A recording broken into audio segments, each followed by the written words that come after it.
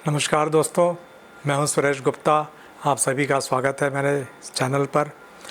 दोस्तों, आपके पास कोई सा भी कैमरा हो, चाहे वो एसएलआर हो या मिररलेस हो, नया हो, पुराना हो, सस्ता हो या महंगा हो, कोई भी कैमरा हो, जब उसे आप शूटिंग शुरू करते हैं तो सबसे पहले उसमें आप 2-3 सेटिंग सेट कर लेते हैं। जैसे कि आप ये डिसाइड कर लेते हैं कि इसमें मैं एक्सपोज़र किस प्रायोरिटी पे दूंगा, अपर्चर प्रायोरिटी पे दूंगा, शटर प्रायोरिटी पे दूंगा या प्रोग्राम मोड पे दूंगा या मुझे मैनुअल मोड में खींचना है। उसके अलावा ज़्यादा से ज़्यादा आप उसमें आईएसओ सेट कर लेते हैं। आप अपना मनचाहा अपर्चर लगा लेते हैं, अपना मनचाहा शटर स्पीड लगा देते हैं और फ़ोटो खींचना शुरू कर देते हैं।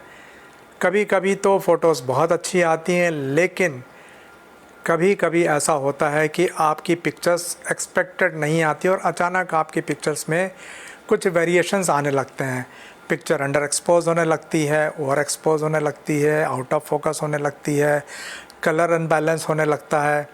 तो बहुत देर बाद फिर जब थोड़ा सा ध्यान जाता है तब समझ में आता है कि हमने इसमें लगी हुई जो पुरानी सेटिंग्स हैं वो चेंज नहीं की हैं।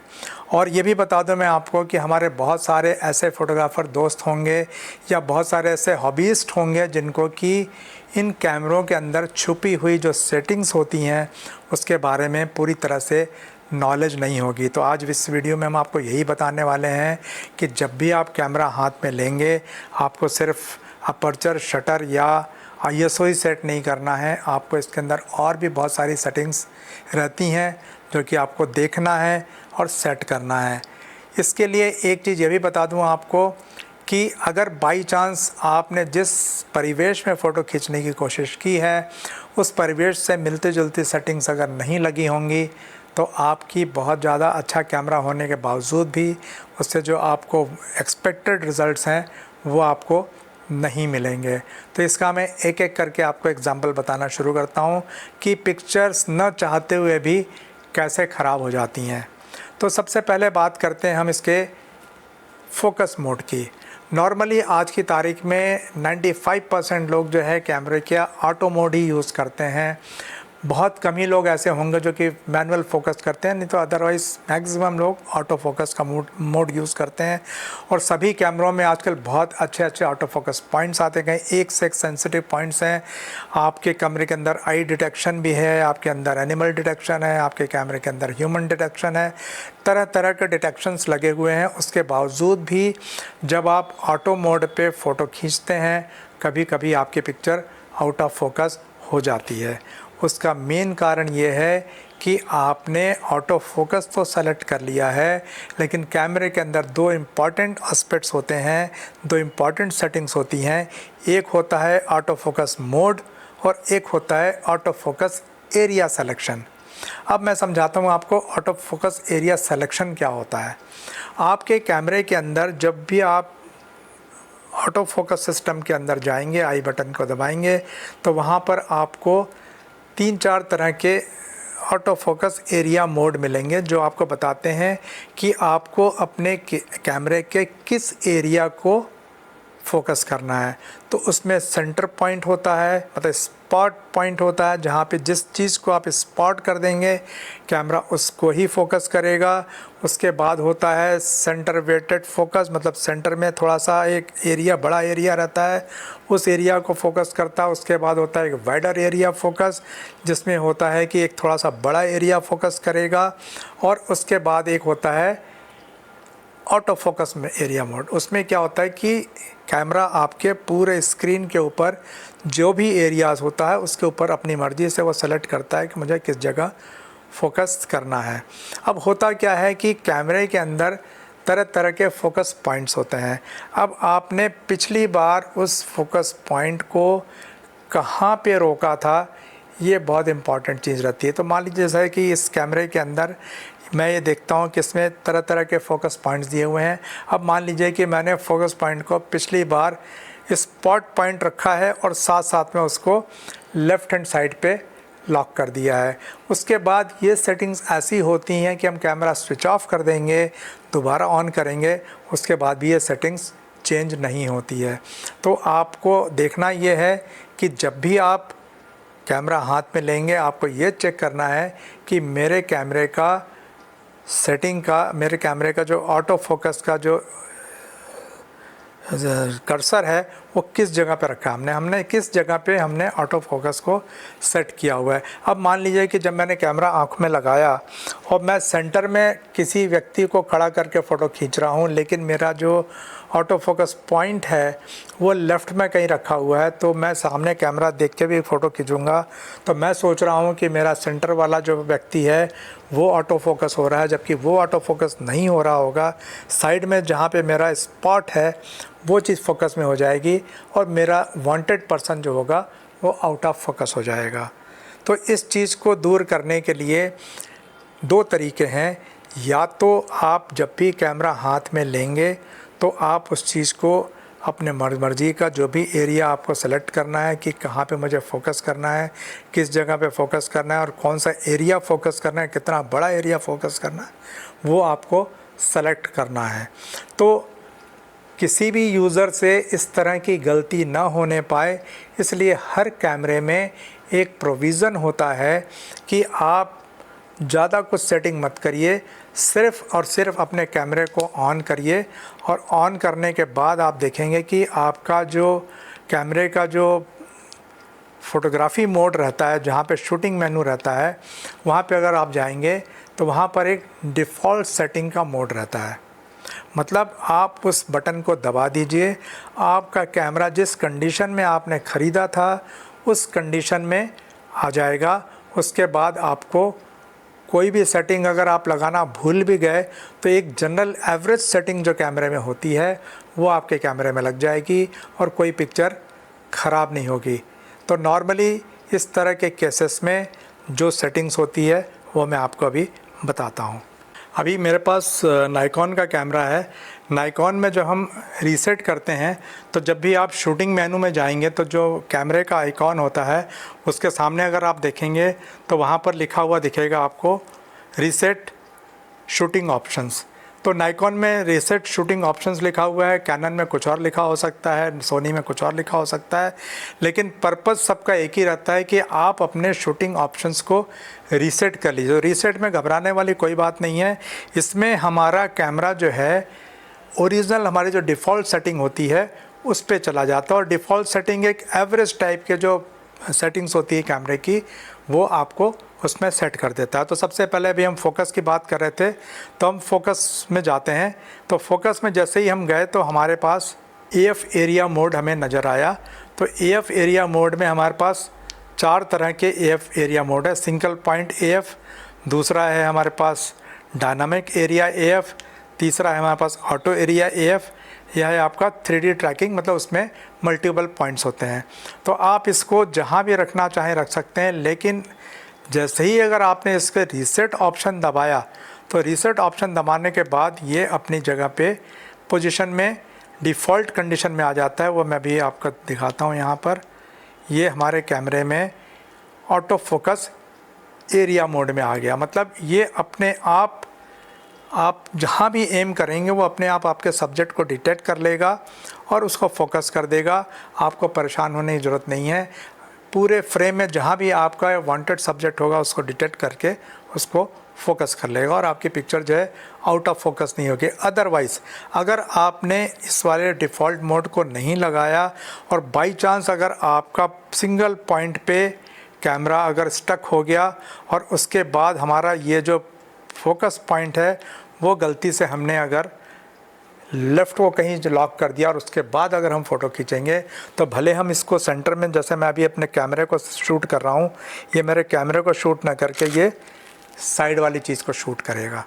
तो उसमें क्या होगा, कैमरा फोकस में नहीं आएगा, साइड में मेरा जो कर्टेन है वो फोकस में आ जाएगा। तो इसी तरह से मान लीजिए आप किसी ग्रुप का फ़ोटो खींच रहे हैं या किसी बच्चे का फ़ोटो खींच रहे हैं या किसी भी ऐसे व्यक्ति का फ़ोटो खींच रहे हैं जिसका आप फोकस करना चाह रहे हैं, लेकिन अगर आपका फोकस पॉइंट सेंटर में नहीं है, लेफ़्ट हैंड साइड में है, राइट हैंड साइड में, अप साइड में है, डाउन साइड में, कहीं भी है, तो वो उस चीज़ को फोकस कर लेगा और आपका वांटेड सब्जेक्ट जो है वो आउट ऑफ फोकस हो जाएगा।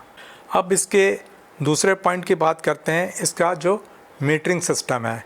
मान लीजिए आपने ऑटो अपर्चर लगाया हुआ है, मान लीजिए आपने ऑटो शटर लगाया हुआ है, मान लीजिए आपने प्रोग्राम मोड लगाया हुआ है, लेकिन अगर आपके कैमरे में ओरिजिनली अगर मीटरिंग मोड कोई और लगा हुआ है तो उसके हिसाब से ही वो मीटरिंग करेगा और आपकी पिक्चर अंडर ओवर हो सकती है। जैसे कि इसमें अगर हम देखते हैं कि हमारा जो डिफ़ॉल्ट मोड है वो मैट्रिक्स मोड होता है। मैट्रिक्स का मतलब ये होता है पूरे फ्रेम को कैमरा अपने आप इवेल्युएट करता है कि मुझे पूरे फ्रेम का एक एवरेज एक्सपोजर सिस्टम क्या चाहिए, उसके हिसाब से वो कैमरे के अंदर एक्सपोजर सेट कर देता है। लेकिन बाई चांस पिछले दिनों में कभी आपने सेटिंग की हुई हो और आपने इसको सेंटर वेटेड पर डाल दिया हो या आपने इसको स्पॉट वेटेड पर डाल दिया हो, तो क्या होगा कि जब भी आप एम करेंगे, अगर मान लो आपने स्पॉट पर डाला हुआ है तो आपके स्पॉट को जितना एक्सपोजर चाहिए कैमरा सिर्फ उतना ही एक्सपोजर देगा, बाकी आसपास की चीज़ें जो है अंडर ओवर हो जाएंगे। फॉर एग्ज़ाम्पल मान लीजिए अगर आपने सेंटर में किसी ब्लैक ऑब्जेक्ट को रखा हुआ है तो आपका कैमरा जो है उस ब्लैक ऑब्जेक्ट के हिसाब से ही एक्सपोजर देगा, बाकी की चीज़ें जो है क्योंकि ब्लैक के हिसाब से उसका एक्सपोजर ज़्यादा लगेगा तो आसपास की सारी चीज़ें ओवर एक्सपोज हो जाएंगी। इसी तरीके से अगर मान लीजिए अगर सेंटर पॉइंट पे आपका कोई वाइट कलर का सब्जेक्ट रखा हुआ है तो सब्जेक्ट वाइट है, इसकी वजह से वो थोड़ा सा अंडर एक्सपोज करेगा और आपके आसपास की जितनी भी चीज़ें हैं वो अंडर एक्सपोज हो जाएंगी। लेकिन अगर मान लीजिए आपने मैट्रिक्स मोड पर रखा हुआ है तो मैट्रिक्स मोड एक ऐसा मोड होता है जिसमें पूरा एक एवरेज मीटरिंग करता है और पूरे फ्रेम में जितना एक जनरल एक्सपोजर चाहिए आपका कैमरा उतना ही एक्सपोजर देता है। तो इसीलिए अगर मान लीजिए आपने पिछले दिनों में जो शूटिंग की हुई है उसमें स्पॉट पर डाला हुआ है या सेंटर पर डाला हुआ है तो उस हिसाब से आपका एक्सपोजर गलत होने के चांसेस रहते हैं। लेकिन शूटिंग शुरू करने से पहले अगर आपने रीसेट बटन दबा दिया है और आपका जो डिफ़ॉल्ट मोड अगर आ गया है तो ऑटोमेटिकली आपका कैमरा जो है मैट्रिक्स मीटरिंग पे आ जाएगा और आपकी कोई भी पिक्चर मिस नहीं होगी। जितना आप एक्यूरेट एक्सपोजर चाहते हैं हो सकता है उतना एक्यूरेट नहीं मिलेगा क्योंकि आपका सेंटर वेटेड नहीं है, स्पॉट वेटेड नहीं है, लेकिन जनरल वेटिंग के हिसाब से आपकी पूरी मीटरिंग जो है पूरे जनरलाइज तरीके से पूरे फ्रेम की आएगी और आपकी पिक्चर जो है प्रेजेंटेबल आएगी। अब इसके बाद बात करते हैं वाइट बैलेंस की। वाइट बैलेंस भी एक बहुत ही इम्पॉर्टेंट सेटिंग होती है किसी भी कैमरे के लिए, क्योंकि जिस समय जिस सिचुएशन में और जिस लाइट में आप शूट कर रहे हैं आपको उसके हिसाब से वाइट बैलेंस करना बहुत ज़रूरी है। अब फ़र्ज़ कीजिए कि एक दिन पहले आप किसी शूटिंग में गए थे, वहाँ पे आप हेलोजन बल्ब की या पोर्टा लाइट के बल्ब की रोशनी में शूट कर रहे थे, तो उस समय आपकी वाइट बैलेंस सेटिंग कुछ और होगी। आपने हो सकता है उसमें केल्विन मोड डाला होगा, केल्विन के हिसाब से टेम्परेचर अलग अलग कुछ भी जो रिक्वायर्ड होगा वो डाला होगा। और अगले दिन अगर आप मॉर्निंग डे लाइट में शूटिंग कर रहे हैं किसी गार्डन में या किसी ऐसी जगह पे जहाँ सनलाइट बहुत अच्छी आ रही है और बाई चांस अगर आपके कैमरे के अंदर केल्विन का टंगस्टन या केल्विन का आपका जो पोर्टा लाइट है उसके हिसाब से कलर टेम्परेचर लगा हुआ है तो आपके पूरी पिक्चर्स के टोन्स अलग आने लगेंगे। आपको बाद में पता चलेगा, फ़ोटो खींचते समय समझ में नहीं आएगा, जब आप बाद में एनालिसिस करेंगे कि यार ये तो गलत हो गया क्योंकि मेरा जो पूरी कलर के टोन्स अलग आ रहे हैं। लेकिन अगर आपने रीसेट कर दिया है अपने पूरे सिस्टम को, आपने डिफ़ॉल्ट मोड पर डाल दिया है, तो डिफ़ॉल्ट में क्या होता है कि अपने आप आपका कैमरा जो है ऑटो वाइट बैलेंस पे आ जाता है। ऑटो वाइट बैलेंस में बिल्कुल एक्यूरेट तो नहीं होगी, जितना कि आप केल्विन सेटिंग देते हैं तो बिल्कुल एक्यूरेट सेटिंग आती है, लेकिन नियर टू एक्यूरेट रहेगा। बल्कि आपका डिज़ास्टर नहीं होगा कि आपने दिन की जगह रात का केल्विन लगा दिया, रात की जगह दिन का केल्विन लगा दिया, सनराइज़ का केल्विन लगा दिया, तो उससे आपकी पूरी पिक्चर का टोन बदल जाएगा। लेकिन अगर आपका ऑटो वाइट बैलेंस लगा होगा तो पिक्चर आपकी प्रेजेंटेबल रहेगी। प्लस माइनस 100-200 केल्विन का ही फ़र्क रहता है, उसमें इससे ज़्यादा फ़र्क नहीं रहता। तो इसलिए जब भी आप फोटोग्राफी शुरू करते हैं या तो आप अपने ध्यान से उसका वाइट बैलेंस उसी समय चेंज कर लें या अपने कैमरे को हाथ में लेते से ही सबसे पहले डिफ़ॉल्ट सेटिंग मोड में डाल दें, रीसेट ऑप्शन को दबा दें। तो रीसेट जैसे ही कर देंगे तो आपका कैमरा अपने आप ऑटो वाइट बैलेंस मोड के ऊपर आ जाएगा और सारे पिक्चर्स का कलर बैलेंस आपका बराबर मेंटेन रहेगा। अभी मैंने जितनी सेटिंग्स आपको बताई हैं, अगर वो सारी आपने करी, सब कुछ किया, लेकिन अगर मान लीजिए डिफ़ॉल्ट नहीं दबाया आपने, ऑटो रीसेट नहीं दबाया आपने सारी सेटिंग लगा दी, आपने मैट्रिक्स मोड भी लगा दिया या आपका जो भी रिक्वायर्ड मोड है मीटरिंग का वो लगा दिया, आपने फोकस भी सही कर दिया, आपने वाइट बैलेंस सही कर दिया, सब कुछ करने के बाद भी अगर आप ऑटो मोड पे पिक्चर लेते हैं, ऑटो एक्सपोजर पे पिक्चर लेते हैं तो आप पाएंगे कि आपकी पिक्चर अचानक जो है अंडर एक्सपोज होने लगी, या कभी कभी जो है पिक्चर बहुत ज़्यादा ओवर एक्सपोज होने लगती है। आपको एकदम से समझ में नहीं आएगा ऐसा क्यों हो रहा है, कि मेरा एक्सपोजर मीटर भी काम कर रहा है, मैंने सब कुछ सही लगाया हुआ, आईएसओ भी सही लगाया है, लाइट भी सही है, मैंने अपर्चर भी अपने हिसाब से सही दिया है, शटर स्पीड भी सही दी है, लेकिन फिर भी आपकी पिक्चर या तो एकदम से ओवर एक्सपोज होने लगेंगी या एकदम से अंडर एक्सपोज होने लगेंगी। उसका कारण ये होता है कि किसी दिन आपने शूटिंग किया होगा और अगर आपने कंपनसेशन में जाके एक्सपोजर कंपनसेशन में प्लस सेलेक्ट कर लिया है या माइनस सेलेक्ट कर लिया है, तो अगर आपने डिफ़ॉल्ट मोड सेट नहीं किया है तो पिक्चर में आपके जो प्लस कंपनसेशन का बटन दबा हुआ है, जैसे मान लीजिए आपने +3, +1.5, 1.7 या -1.7, -1.3 या -1, -2 जो भी सेलेक्ट किया है, आपकी सारी पिक्चर जो है उसी के उसमें माइनस या प्लस कंपनसेट करती रहेंगे, जबकि आपके कैमरे में सब कुछ सेटिंग सही लगी हुई है, उसके बाद भी आपकी पिक्चर अंडर ओवर होती रहेंगी। तो इसलिए जब भी आप कैमरा हाथ में लेंगे तो आपको ये वाली सेटिंग भी देखना ज़रूरी है। अदरवाइज़ जैसा मैंने बताया कि कैमरा हाथ में लेते से ही सबसे पहले आप सब कुछ रीसेट कर दीजिए, उसको डिफ़ॉल्ट मोड पर डाल दीजिए, ताकि आपकी इस तरह की कोई भी हिडन सेटिंग हो उसका नेगेटिव इम्पैक्ट आपके फ़ोटोज़ पे नहीं आए। क्योंकि कई बार क्या होता है, कैमरा तुरंत हमने बैग से निकाला और फ़ोटोग्राफी शुरू कर देते हैं, इतनी सारी सेटिंग्स चेंज करने का हमारे पास टाइम नहीं होता है। तो ऐसे में सिर्फ एक बटन दबा के एक हमारा जो डिफ़ॉल्ट मोड दबा दिया हमने, तो हमारी सारी सेटिंग्स अपने आप एक डिफ़ॉल्ट मोड पे आ जाती हैं और उसमें कोई भी पिक्चर आपकी ख़राब नहीं होगी। अब बात करते हैं पिक्चर कंट्रोल सेटिंग की। पिक्चर कंट्रोल सेटिंग में आपका स्टैंडर्ड भी होता है, न्यूट्रल भी होता है, विविड होता है, मोनोक्रोम होता है, पोर्ट्रेट होता है, लैंडस्केप होता है।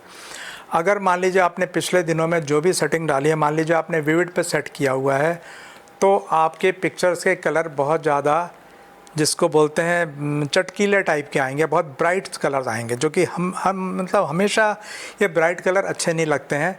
तो इसीलिए जब आप इसको डिफ़ॉल्ट मोड पर डाल देते हैं तो आपका कैमरा अपने आप जो होता है वो स्टैंडर्ड मोड पे आ जाता है। मतलब आप जब फ़ोटो खींचेंगे तो आपकी सारी पिक्चर्स से कलर जो हैं स्टैंडर्ड में आएंगे, जब तक कि आप उसको कोई पर्टिकुलर कलर सेटिंग नहीं डालेंगे उस पर। तो दोस्तों आपने देखा कि इतने सारे पॉइंट्स रहते हैं जिसकी वजह से आपकी फ़ोटोज़ ख़राब हो सकती हैं, अंडर और ओवर एक्सपोज हो सकती हैं, उनका कलर बैलेंस डिस्टर्ब हो सकता है, ब्राइटनेस कम ज़्यादा हो सकती हैं, आपके फ़ाइल का साइज़ छोटा बड़ा हो सकता है।